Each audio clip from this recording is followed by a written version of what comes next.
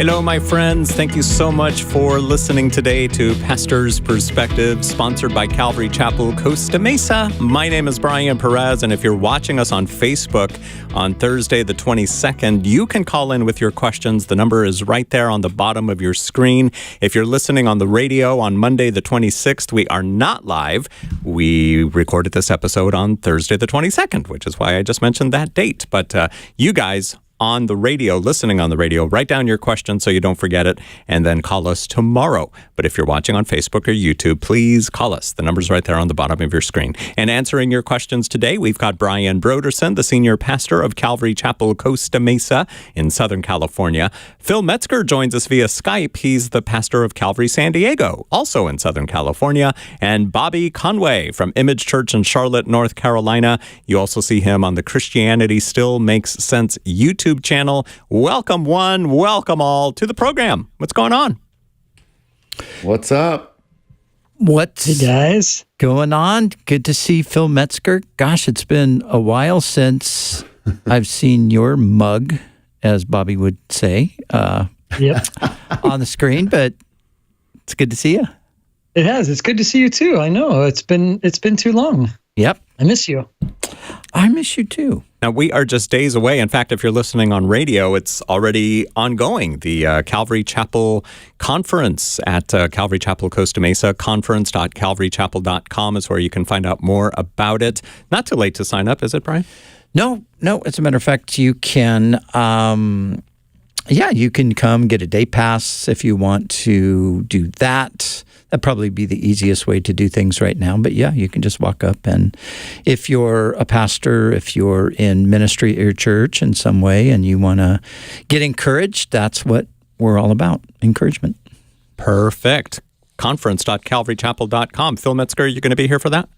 Yeah. Well, it's this day. I'll be there. Yeah, that's right. How are you on YouTube and in the sanctuary at the same time? We don't know. But all right, so let's take some questions. We'll start with one that was sent in online. Our flagship radio station, kwave.com, was, the website was recently redesigned, and there's a new Pastor's Perspective page. You can watch archives of the program there. You can also send in your question using the Submit a Question form. And here's one of those questions sent in by Robin.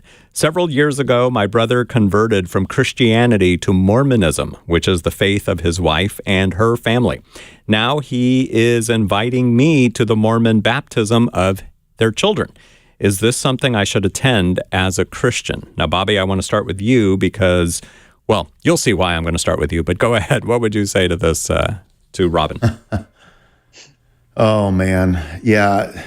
Well, I think maybe one of the reasons that you're starting with me is I am feeling like we've discussed the conscious issue as one of the reasons that we give on whether or not to attend a same-sex marriage. And I have found myself saying, I'm not exactly sure how I would handle that. I felt like if it was like an immediate close family member and you're trying to keep the relationship, intact, I could see how some people would want to go in support of that. At the same token, I realize that the more I think about it, I'm not sure that I would feel comfortable going into that kind of a situation, because you're going to a wedding that is basically celebrating the continuation of that relationship going on in that manner.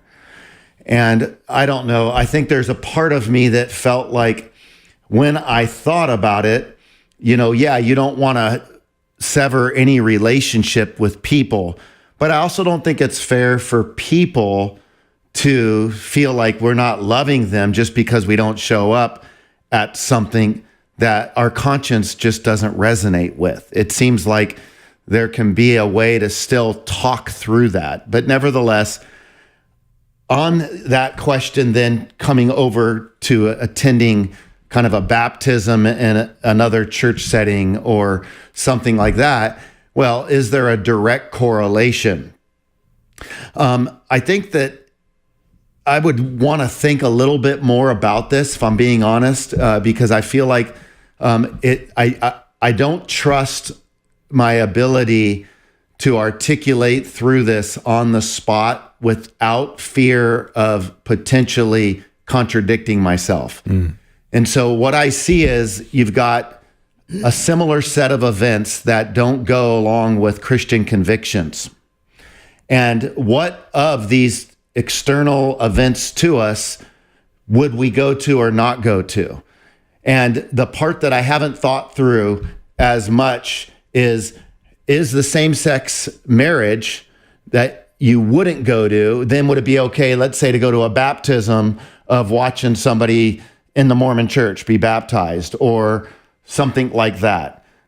Is that okay? And I don't know that I've thought through all the levels enough to explain my nuances, but let me say this, like, what about incest? Incest would be much more of a match, so to speak, on marriage than a homosexual marriage. Would we show up and watch two family members and get married in an incestuous relationship? Would that look different than the homosexual relationship? So all I'm trying to say is there is a lot of thought and nuance that goes into this. And this is why I think it'll be great to hear from my fellow brothers on this. But something makes me think that going to a baptism of another belief and standing at a wedding where people are going to celebrate by copulating that night, there's something that looks and feels a little bit different, but I'm not convinced I'm right on that. Phil Metzger? Yeah, I'm not convinced if you're right or wrong either, just to be clear. I don't know. Yeah. I might be taking a more simplistic approach to and I see the nuances of it. I'm not sure, and I'm not saying you, Bobby, were making the comparison, but I think I look at these less as issue-driven and more personal-driven. In other words, it really has to do with who the person is and my relationship to them, as you mentioned at the beginning. So for me, I would definitely, I don't know that we could correlate going to a gay marriage and going to the baptism. I understand your predicament. I don't know that I see them in the same pattern. I think that the fear for me would be, can I go with just a good conscience? And I think that goes back to the beginning of this. Can I go in good conscience of, I'm not condoning anything, but there's so little rather than me disagreeing with them on this point and making a stink about that could hurt relationship, I think I see things from my lens is always a missional lens. And so that missional lens says, I want to hold relationship at as much cost as possible. Obviously, it's not compromise if my conscience is clear. So I would see people having more freedom to base their decision on a good and clear conscience. And if you don't have that, you have nothing. But if you do have that, then you can walk in a grace that gives you the freedom to say, okay, Lord, I'm not Mormon, but I'm going to show this person a little respect. I'm going to make it clear, him and I, or we have a relationship, and I just want them to know I'm supporting their life, but I'm not supportive of their life choices, but I'm going to be there and I'm going to be present. So I see it more from a missional context, I think. Yeah. Back to you, Bobby. Well, this is what's hard. And thankfully Pastor Brian gives us the thought to talk out loud. But here's an example, I think, where maybe our audience that listens can just see me wrestling through this. And hopefully, our audience is okay with that. This is pastor's perspective. We're trying to think through how to think about a lot of these things coming at us. And that's why I just know I'm not quite settled on exactly where I'm at. And I feel a little bit double-minded and unstable, but it's not because I feel like I'm double-minded and unstable as much as I'm just trying to think through the nuances, because I do want to honor the Lord. I want to honor the person, and I want to honor truth. And all these tensions that you can feel with some of this stuff, it's not as black and white sometimes as maybe somebody might like it to be, and therefore it requires a little bit more thought. Brian, what say you? I say, I'm not going to add anything to this conversation, so we should move on to the next question. Okay, sounds good. Robin, thanks for sending it in. And we will now go to the phones and talk to Chris in Arizona. Welcome to the program. Hey guys, can you hear me? Of course we can. Hey, so I'm calling today because I can't stop sinning, man. It seems like, did you guys get saved and then I feel like such an abomination to God. I feel like I've lost the joy of my salvation. I feel like Hebrews 10:26, which last night I was drinking. It was me and my wife's anniversary. Last night I'm drinking, and I got too drunk and ended up looking at porn. You know what I mean? And I'm like, what am I doing? And it's like, last night I was drinking and I quoted that. And then I went and sinned right after that. And I'm like, why can't I stop sinning? Brian, what do you tell Chris? Well, Chris, I guess I would ask the question of kind of, the bigger picture of your life, your lifestyle. What are you doing or not doing that would allow for you to just, like you said, it's your anniversary, you're with your wife, and then the next thing you know, you're drunk and you're looking at porn.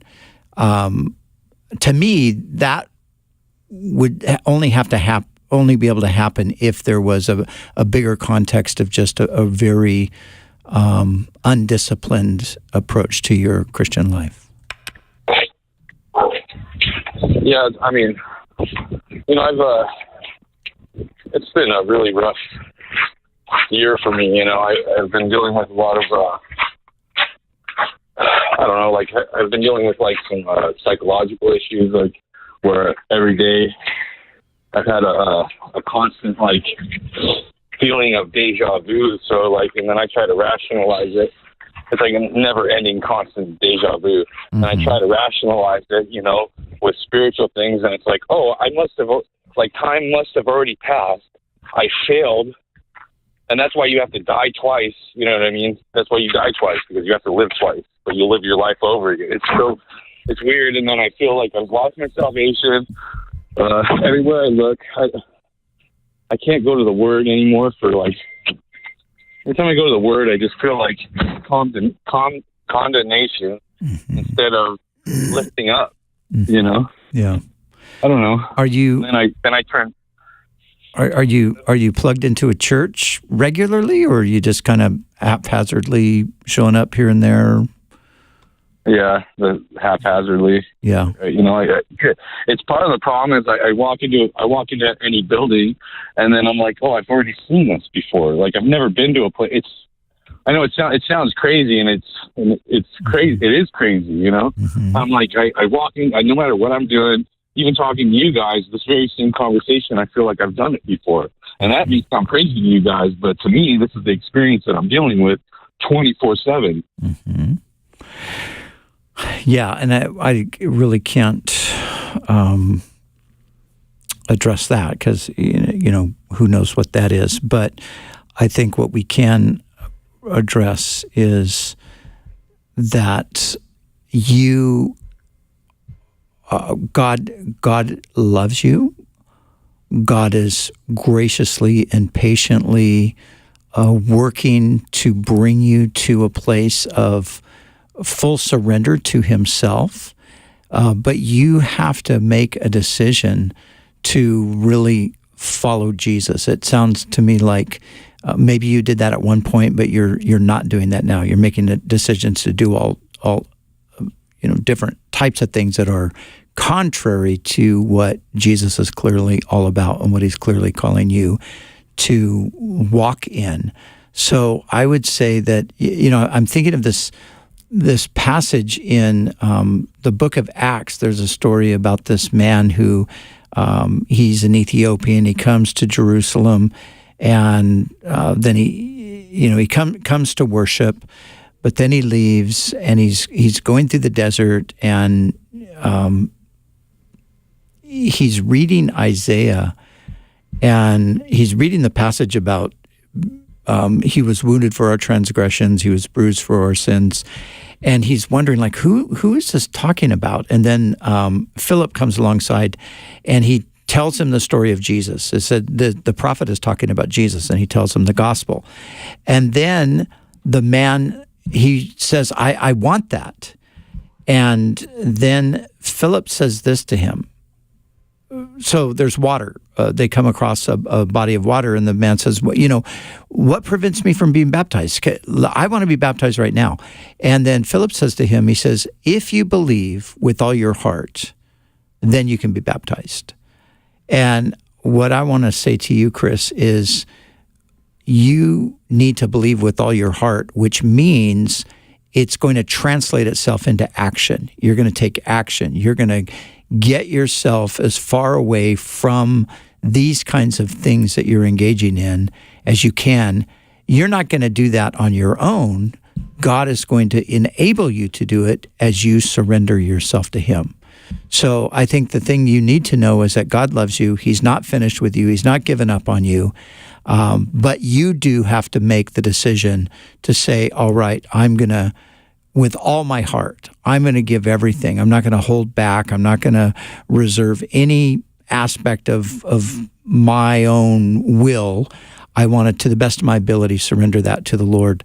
And the Lord knows when you do that, and He's going to come and He's going to enable you. But then like I said initially, there's discipline in the Christian life that you have to exercise discipline. Nobody can do it for you. You have to get your Bible and read it.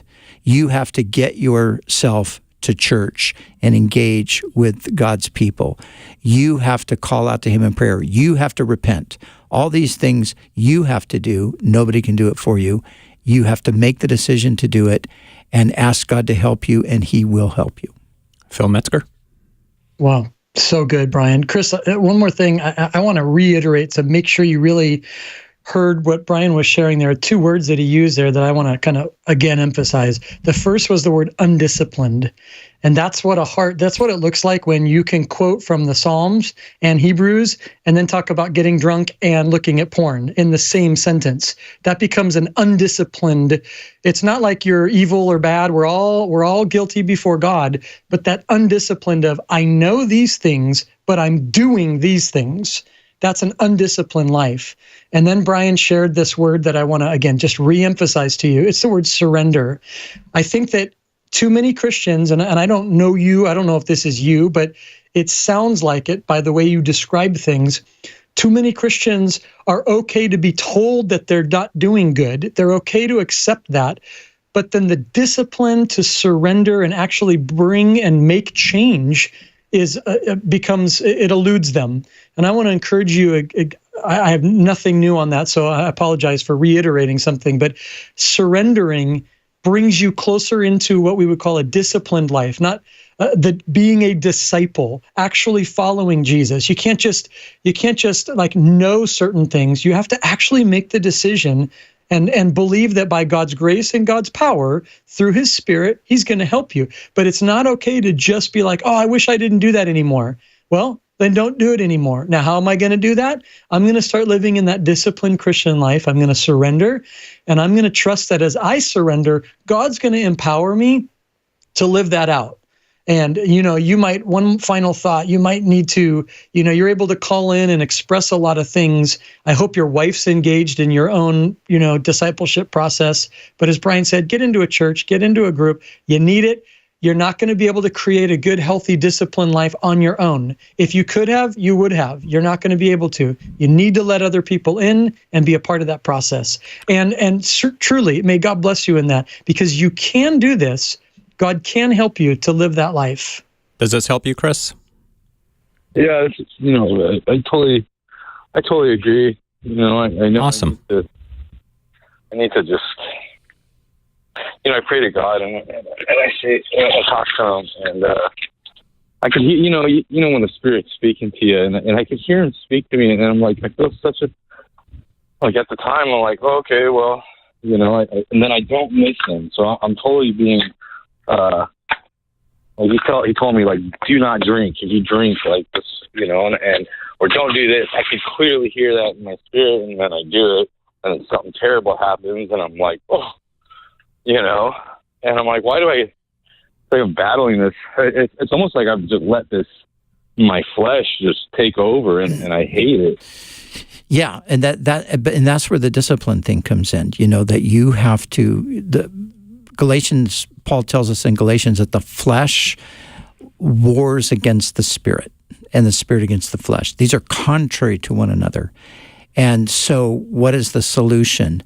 The solution is walk in the spirit, and you will not fulfill the desires of the flesh. So you just need to really discipline yourself, Chris, to begin to walk in the Spirit by taking those basic things of faithful Bible reading, being committed to church, calling on the Lord in prayer, serving God, loving your wife. I mean, that's one. And loving your wife is not looking at pornography, not being unfaithful to her in that sense. But know that God will help you. He will help you, but you've got to make that step and ask Him to help you, and be serious about it. Don't just do it for the moment and then tomorrow you're going to go do something else. Chris, thanks for calling us today on Pastor's Perspective. Now we're going to talk to Manuel in California. How can we help you, Manuel? Yes, I have a question directed to Brian Broderson. All right. Yes, he's here. Oh, hey, Brian Broderson, good afternoon. Hi, Manuel. Hi. Brian, King Jehoiakim in 2 Chronicles 36, verse 9, it says that he was 8 years old when he became king. And in 2 Kings 24, verse 8, it says that he was 18 years old when he became king. I'm looking for an answer. Why so much of a difference in years? And then wasn't there another king also? Okay, so yeah. What's the Chronicles? What's the Chronicles reference? 2 Chronicles 36. 36. What verse? 9. 9. Verse 9. Okay, verse 9. Jehoiachin was 18 years old when he became king. Okay, so 2 Chronicles 36:9 says he was 18. That's what it says in my Bible. Okay, so 2 Kings, yeah. 2 Kings verse 8, it says 18 or 8? Kings. 2 Chronicles 24, right? Kings. 2 Chronicles 36. Okay, yeah. 9. Mm-hmm. Yeah, so my 2 Kings 24:8 says he was 18. 2 Chronicles 36:8 says he was 8. What Bible version? Is that a New King James? New King James, yes. Yeah, okay, so the simple answer, Manuel, is there is a discrepancy in the manuscripts. And so some people go with, a manuscript that they think this is the more accurate manuscript. But I think if you just look at the context, he's 18 years old. He reigns as king. There's only 2 young kings that reign, and one of them is Jehoash, and he reigns from the time he's 8 years old, and then Josiah becomes king when he's 7, I think, or the other way around. So you don't have any other child kings beside those 2. So this one is clearly, Jehoiachin is clearly 18 years old. And yet, again, some of the manuscripts have 8. And you could see how there could be an easy, flub if you're intending to write 18 and you write 8. And especially in ancient manuscripts. So that's the difference there. But some translations, like the NIV that I have, the NIV sort of solves it for you by saying he's 18, because that would be the best way to understand it based on the context. But what does the King James Version say? Because we know that's the most accurate, right? Well, it says the same thing as the New King James. It says 8. Right. Manuel, thanks for calling us today on Pastor's Perspective. Let's take a question that was sent in online. Jessica from California is wondering, are tattoos prohibited according to the Bible. In Leviticus 19:28, it says, "You shall not make gashes in your flesh for the dead, or incise any marks on yourselves." Does this verse pertain only to tattoos? What about body piercings and things like that? Bobby, what would you say? Well, first of all, Bobby, let's see your arm. We want to see your sleeve. Okay, there it is. There's the answer, right? Oh, Phil. Phil, you have a tattoo. That's right. There's Phil's. Is that new? No, you've had that for a long time? No, I've had it about maybe almost 10 years. It's we wear our wedding ring on the other hand in Eastern Europe. Right. So I got my wife's name, Joy, tattooed on my finger. Man, 10 years and I haven't noticed that. How unobservant am I? I thought we were friends, Brian. You don't even notice my ring tattoo? I didn't. I just feel so bad. What kind of a friend am I? So, Bobby, Brian, is it okay? You have a big swan on your back. I know that that you sport. It's a pterodactyl. But it looks like a swan. Okay. But it looks like a swan. Okay, there you go. It's on my belly. Yeah, actually. I think as far as the tattoos go, it even talks about ancestral stuff for the dead. I mean, this would be like cult practice type stuff that would take place, where you're carving yourself to, for idol worship or ancestral worship. So that's different in context compared to like modern day tattoos. I would say, yes, our body's our temple. So what does that look like then? Well, I think that can a modern day tattoo be wrong? Well, sure. I think that you can get a lot of images that would be inappropriate. So I think the question would be, what are you wanting to get a tattoo of? Why do you want to get a tattoo? As it's been said before, think before you ink, because it's permanent. And I would say if you get an art piece and you like it, then great. But I don't think it means that you're, into idolatry or anything like that, or cultic worship.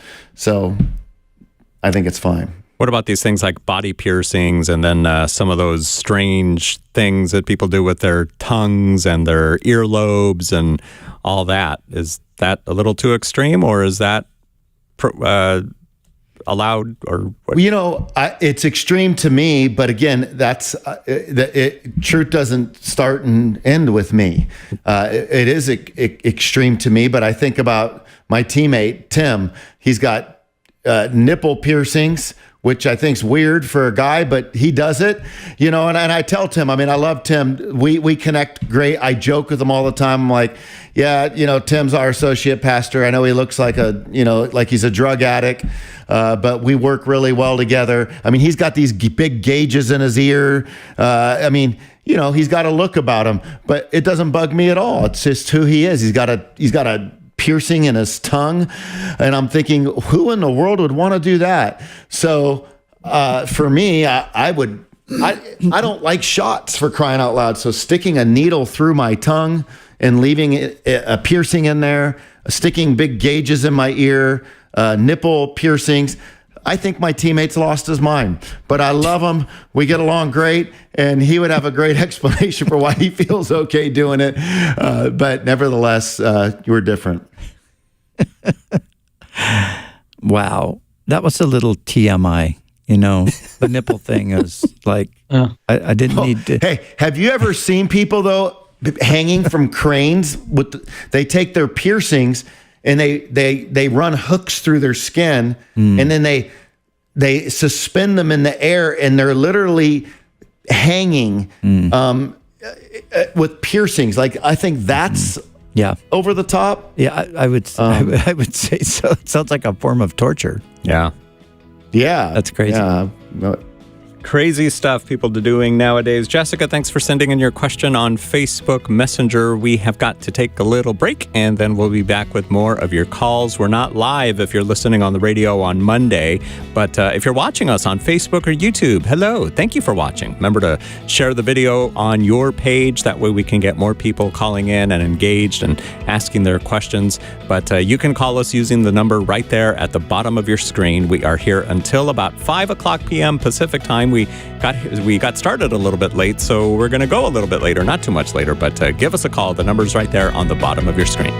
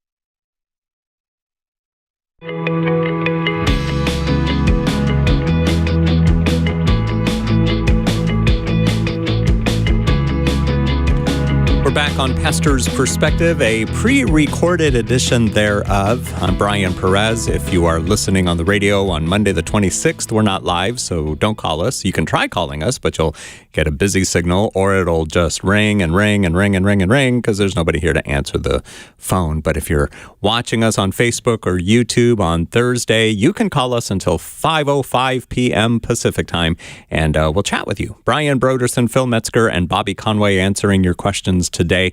And we're going to go now to Delina in California. Welcome to the program, Delina. Hi. Hello. Hey. Are you on speakerphone or Bluetooth or something? You sound very, very far away. How about now? Oh, much better. Wow. Okay. Huge difference. Good. So I hope you guys are having a good day today.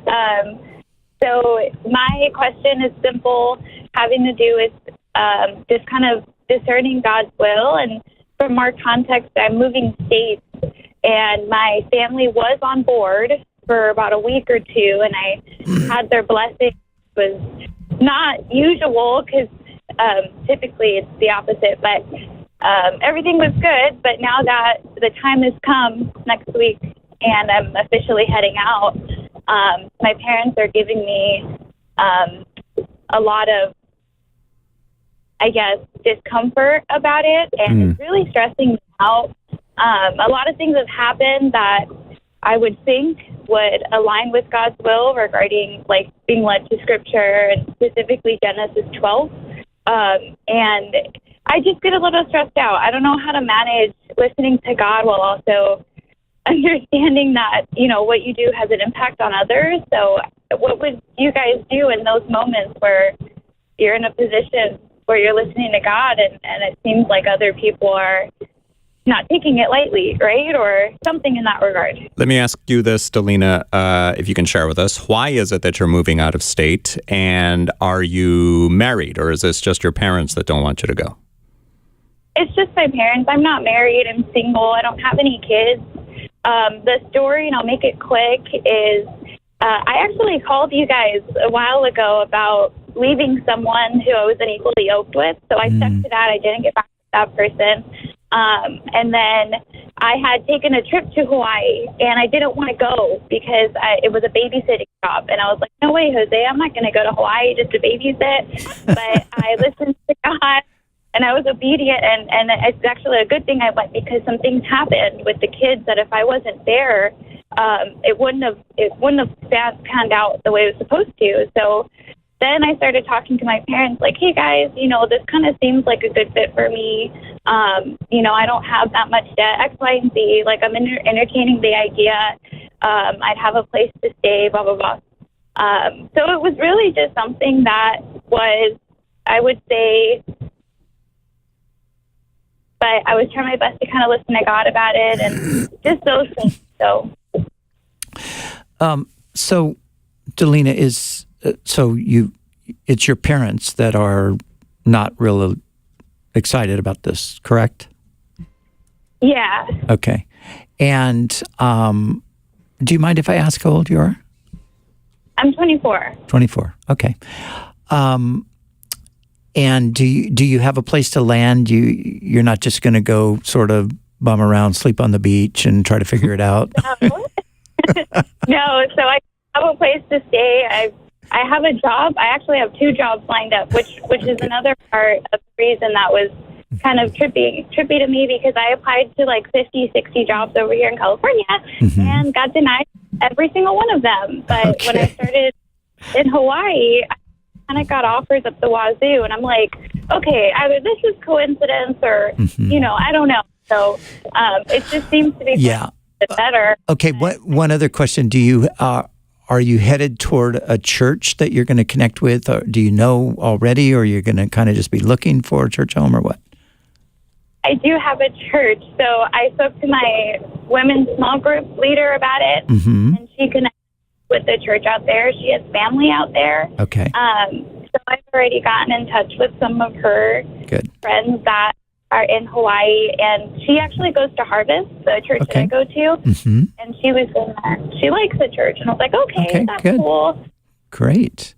Yeah, look, all of us are parents. That you're talking to a bunch of parents here, so we can totally identify with your parents, I think.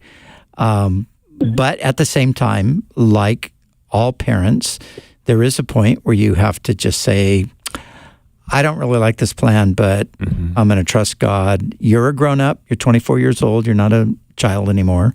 And, you have to start making decisions in your life that are going to lead you in the direction that God has for you. So I would be sympathetic with your parents as a parent. But I would, I have a daughter who lives in New York, and she's lived there for 12 years. Before that, she lived in San Francisco. I didn't like that, but it's her life, and she's a grown woman, and she's got to do what she believes is God's will for her life. So all of us know about having to let go of our kids at a certain point. And I think from your position, be as respectful and as gracious with your parents as you can, and then you need to do. You need to do what you feel like you need to do. And I think all of the things that you're saying, to me, they all make sense from a spiritual standpoint. It seems like God is working. You're seeking the Lord. It's not like you're just going to go out and try to figure out life. And I don't know, any of you other dads want to weigh in? Well, Bobby Conway's daughter recently moved to Hawaii. Yeah. Yes, she did. I'm going. You what? I'm going to Hawaii. Yeah, which island? I'm going to Oahu. Okay. So my daughter, that's where she lives, and she's 24. So, What it'd be good for you to hook up with her. What's that? What church does she go to? I know of a few. Someone recommended Inspire to me, but what church does she go to out there? I don't remember the name, but if you wanted to follow her on Instagram, that would be, just tell her that you just spoke to her dad, but Haley Ray Nelson, R-H-E-A is how you spell her middle name. So she's married, her husband's an officer, but she's super friendly and would be happy to help you get connected. And she just moved there 3 or 4 months ago. So Haley, Haley, R-H-E-A, last name Nelson. If you Instagram her, she can hook you up and you guys can get some coffee or something like that when you go there. And I'm sure she'd love to rope you in. Now, Bobby, it also gives you and Heather an excuse to go to Hawaii every few months, right? So that can't be too bad. That's right. Yeah. Heather's already made her way out there. I'm going to get out there soon enough, but not sure when. One other thing, Delina, too, Phil and I have a really good friend that lives on Oahu. Her name is Lisa Collins, and Lisa Marie Collins 123 is her Instagram, and she's amazing. She's older. She's just an amazing sort of a mentor. She would be just a great connection to have when you go there. So if you look her up on Instagram, Lisa Marie Collins 123, and just send her a little direct message or something, say that Brian and Phil directed you toward her. I know she would love to meet you and, maybe help you just figure out the first few months of life in Hawaii. So Delina's parents, it sounds like there's nothing to be worried about. I mean, we're hooking up. We're covering for you. Yeah. We're setting her up with friends and a church, and she's already got a couple of job offers. Phil, what would you add? Well, I was just going to say, Delina, when you reach out to Lisa, say that Brian said she was older, but not Phil. Phil didn't say that. Brian said that, not Phil. That's right. Just going to add, I was 18 when I moved to Eastern Europe, Russia and Eastern Europe. So I don't get a voice on this conversation because I left when I was 18 and I didn't really live in America until I was 44. So, how did your parents react when you told them? I mean, well, goodness, 18 years old, out of high school. I mean, at least Delina's got a few years, but what did they say? Well, Phil's parents were excited. They were like, they wanted him out of the house. That's great news. I'm the oldest and there was like 6 more coming, and they were just too busy. So I think it was like, wait, where are you going? Yeah. No, I think they reserved their own. They reserve judgment, and of course, no parent wants their kids to go away. Of course not. But in the end, the Lord proved it to be the right thing, and I'm so glad things happen. But you have a way easier abilities. I moved in 1992. It's a lot easier to stay in touch today. Let me just tell you that. So you got FaceTime, and I think it's hard for parents. I've got grandkids too, and it would be so hard. But you're hearing from God. Just keep stepping in that direction. Bobby Conway. Yeah, and I would say, Delina, feel free if you're having a hard time finding her or whatever, you can even message me at Dr. Bobby Conway on Instagram, and I'll connect the two of you as well. So I think that's pretty cool that you're going to the same island and that you're 24.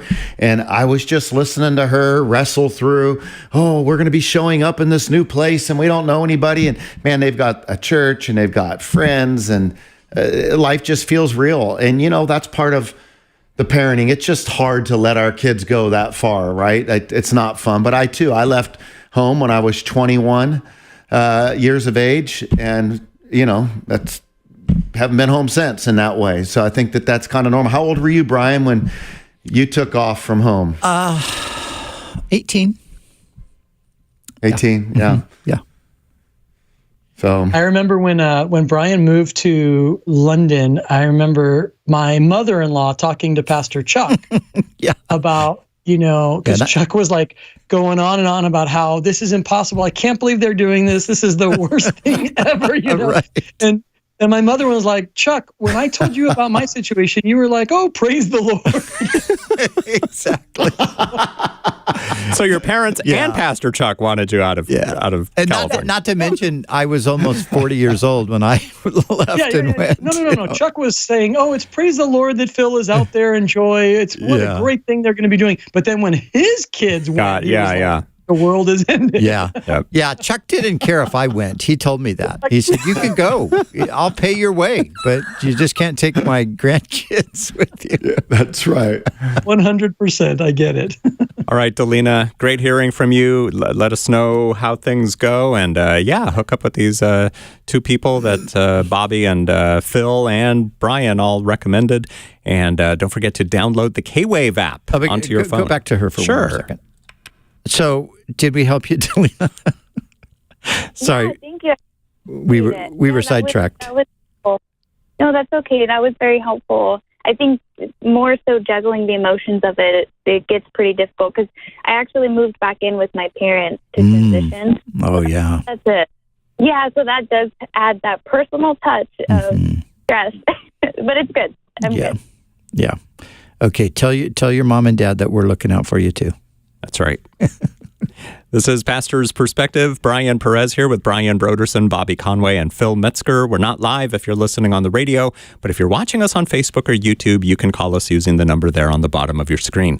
We'll go from Delina to Dina. Welcome to the program, Dina. Hello? Or is it Dinah? Hello. Hello? Can you hear me? What's your question?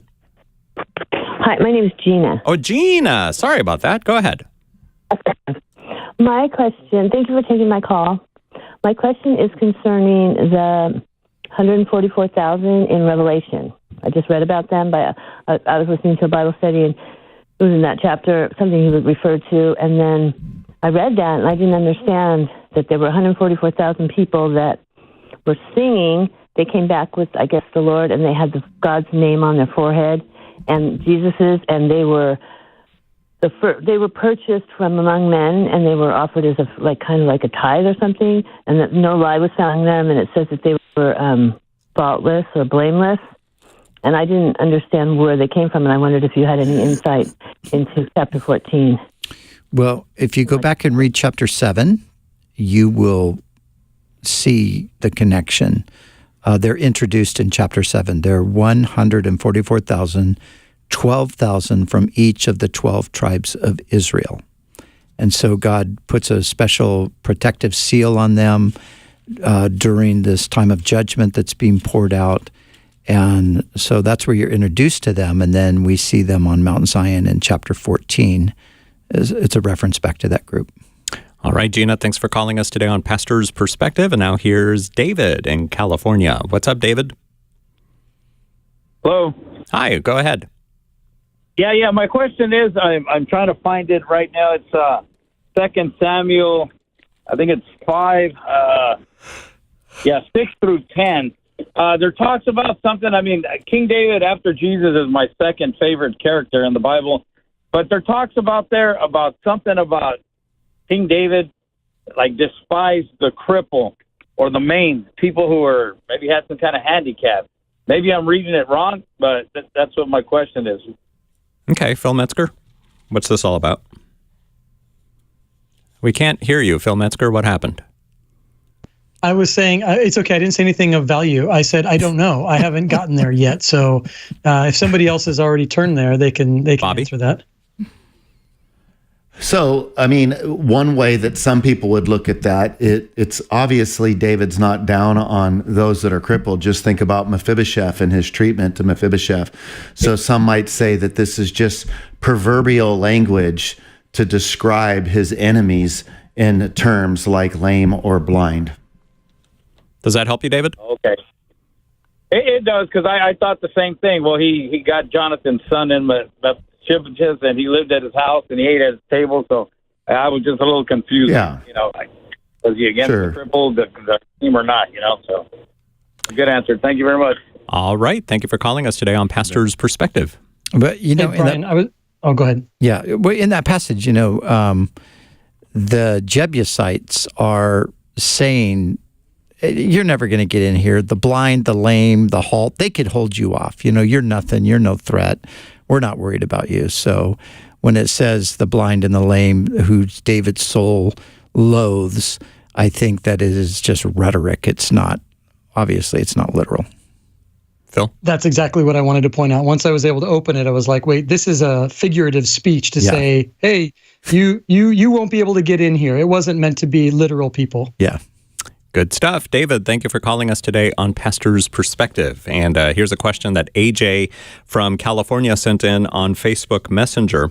What is the significance of the Dead Sea Scrolls to us as modern Christians? Bobby Conway, what would you say? It's been a tremendous discovery. There's several different caves in the wilderness of Judea, and this is what is known as the Qumran community. And these scrolls that were discovered in the late 40s, it was really interesting. You had a little shepherd boy who was walking out, and he was throwing stones, and one of the stones hit one of the pots, and he heard this crack. And he went and he realized that, oh, okay, well, there were some, strips of leather in there. So took it to a local shoe cobbler, and the guy, started cutting it up into shoes, and realizing eventually when somebody pointed out, what are we doing here? Do you realize what we have? This is a real treasure.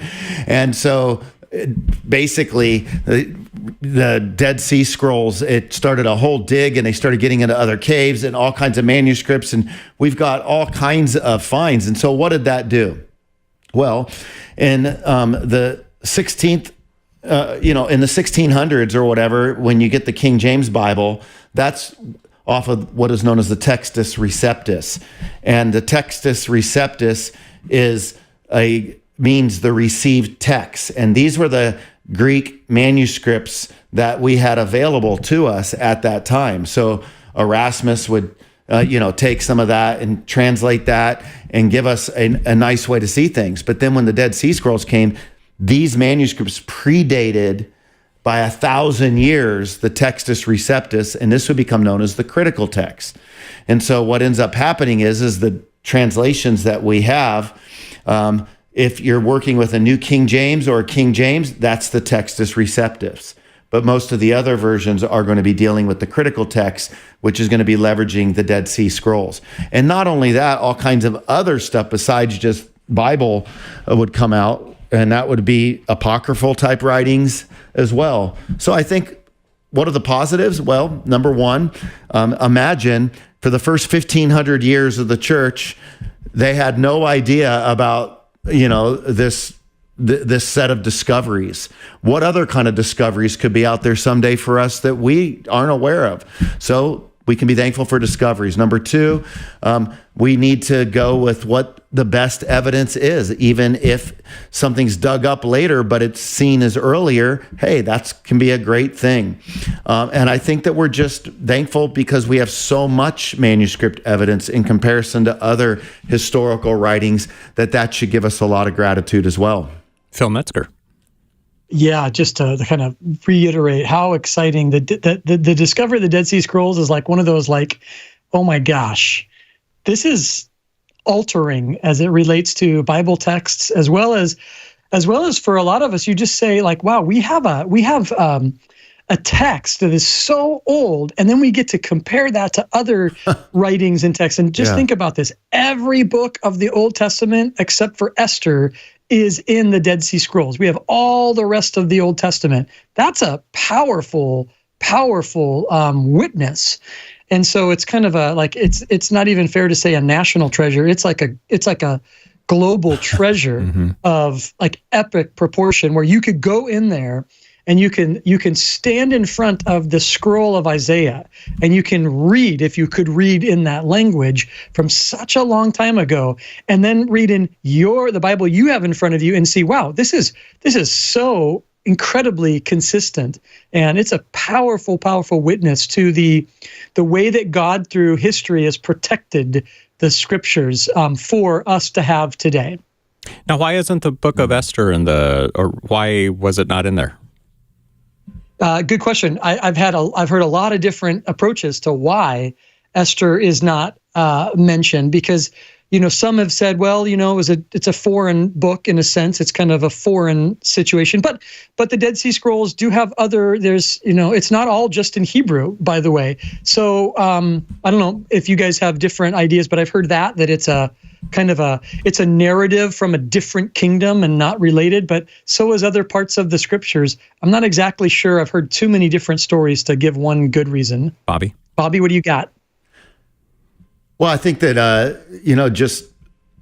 it is tough to know, right? Like, for example, because it could be there. Like, we might not have discovered where some of this is, but there would have been a little bit slower movement because you don't have the name God driving the narrative of the book of Esther, which would have given more pause to the process, maybe by which people would have looked at that with seriousness. But I have no idea. I mean, again, why that wouldn't show up or not. I'm actually kind of interested to go in and do a little bit of digging on that question myself. Brian, do you know the answer on that one? Yeah, but I'm not going to tell you guys. I'm going to make you dig. He wants you to literally go dig in another country and see if you can find it. No. Yeah. They did not get a fragment of Esther there. Yeah. I'm joking. I don't know the answer. No. You don't want to make something up and say I'm kidding? No. No, that's not. I don't want to do that. Okay. I think it. Never mind. I don't know. Okay. When you don't know the answer, it's better to say you don't know the answer than try to make one up. Yep. Right. That never really goes that well. Good point. AJ, thank you for sending us your text us. We recepted us, or never mind, on Facebook Messenger. That is a way that you can get your question to us. Also online, we redesigned our flagship radio station's website. If you go to kwave.com, there is a Pastor's Perspective page, and that has a bunch of archives of the program, and there's also a Submit a Question page that you can, submit a question, and then we might read it here on the radio. We may not, so don't send it to us thinking we will definitely read it. Don't send it to us thinking that you'll engage in conversation with us back and forth, answering all of your questions. That's not what it's there for. It's just an alternate way to send us your question. But the best way is to call us when we are here on the radio, which is Tuesday through Friday from 3 to 4 p.m. Pacific time until 5 o'clock on Thursdays. And we'd love to chat with you next time we're here. So thank you for joining us. Pastor Brian, good to see you, sir. Good to see you, all of you. Bobby Conway, Phil Metzger. We'll see you guys soon. God bless you. Thank you so much for listening to the program. Thank you for following us on YouTube and liking us and subscribing us, including our new Pastor's Perspective YouTube channel.